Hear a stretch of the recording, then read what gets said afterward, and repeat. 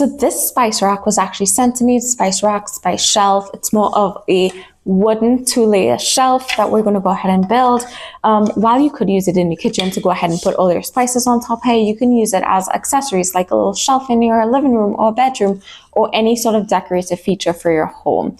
So let's go ahead and build this and look at the quality of the materials. So it comes with its directions so that you can go ahead and put it together.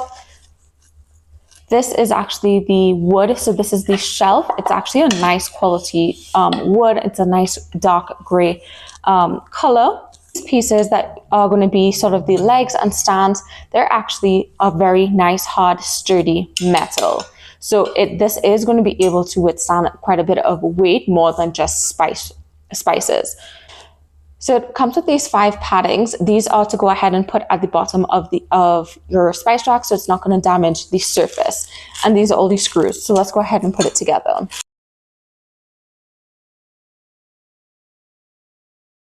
As you can see, they are 2 different heights, and so you can go ahead and either stack them up like this, or with the smaller one, where you can actually stack them simply just like this.